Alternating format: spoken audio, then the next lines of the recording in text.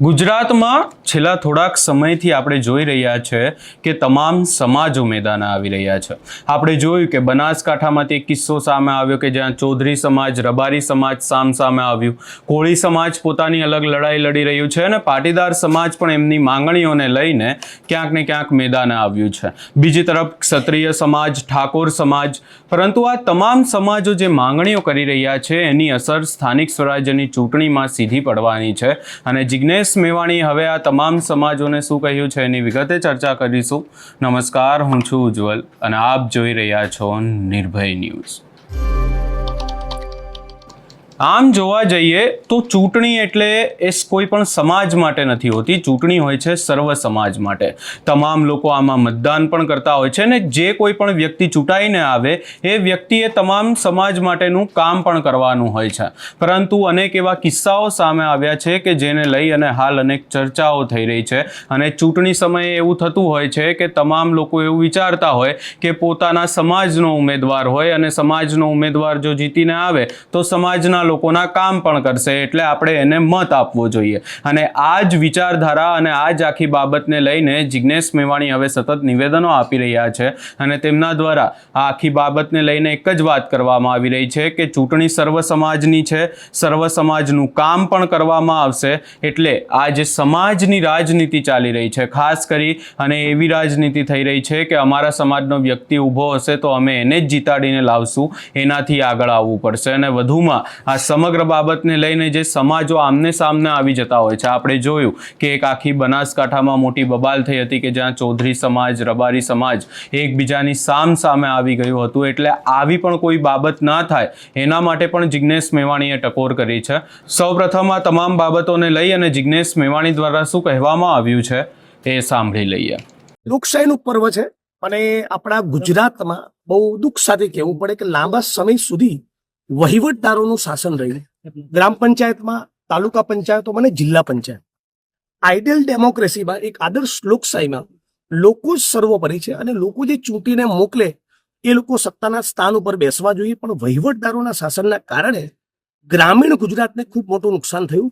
હવે જ્યારે ચૂંટણીઓ યોજાઈ રહી છે અને ખાસ કરીને ઉત્તર ગુજરાતમાં હું જે પ્રમાણેની વાત સેન્સ કરી રહ્યો છું, ખાસ કરીને પાટણ, બનાસકાંઠા અને મહેસાણામાં કોંગ્રેસનો ગુલાલ ઉડેવું છે અને વર્ષો જૂના પ્રશ્નોમાં જે નિરાકરણ નથી આવ્યું, એપ્સ્ટીન ફાઇલના કારણે ભારતીય જનતા પાર્ટીની સરકારની છબી દેશ અને દુનિયામાં જે પ્રમાણેની ખરડાઈ, એલપીજીના સિલિન્ડરમાં જે પ્રમાણેની તંગી છે, 100 ચોરસ વર્ષના પ્લોટ માટે દેવી પૂજક, રાવળ, ઠાકોર, દલિત આ વંચિત સમુદાય વલખા મારવા પડે છે. ખેડૂતોને દાયકાઓથી ટેકાના ભાવ નથી મળતા. હું આશા રાખું છું કે એક સમાજ બીજા સમાજની સામે આવવાના બદલે આ જે પાયાના પ્રશ્નો છે, ટ્રેડ ડીલના કારણે કોને ફાયદો ને કોને નુકસાન, વડગામમાં જીઆઈડીસી બનશે કે કેમ, ધાનેરાના ખેડૂતને ટેકાનો ભાવ મળશે કે કેમ, આવા સાચા મુદ્દા ઉપર ચૂંટણી લડાય એવું ઈચ્છું છું.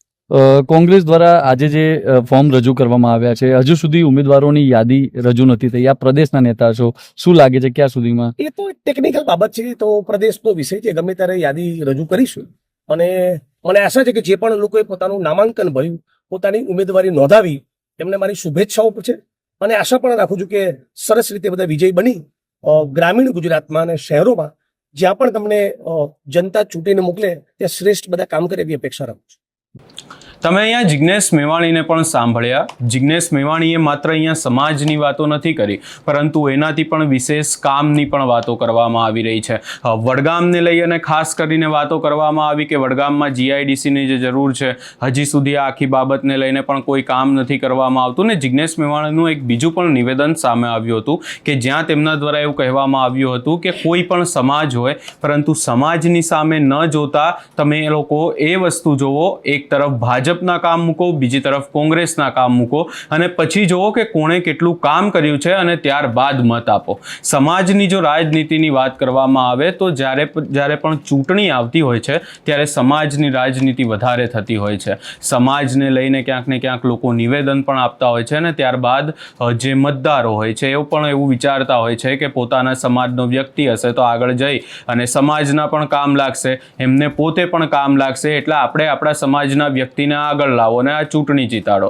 પરંતુ અહીંયા જિગ્નેશ મેવાણી દ્વારા સંદેશ આપવામાં આવ્યો છે કે રબારી સમાજ હોય, ચૌધરી સમાજ હોય, ઠાકોર સમાજ હોય, ક્ષત્રિય સમાજ હોય, કોઈ પણ સમાજ હોય, પરંતુ જે વ્યક્તિ હોય એ સારા વ્યક્તિને મત આપવો જોઈએ. અને એનાથી પણ વિશેષ જે વ્યક્તિ ચૂંટાઈને આવશે એ કોઈ પણ સમાજનો હોય, પરંતુ એને કામ તો બધા સમાજ માટે જ કરવાનું છે. આ સમગ્ર બાબતે તમારો શું અભિપ્રાય છે એ અમને કમેન્ટ કરી જરૂર જણાવશો. અને અમારી ચેનલ નિર્ભય ન્યૂઝને લાઇક, શેર, સબસ્ક્રાઇબ કરવાનું ભૂલશો નહીં.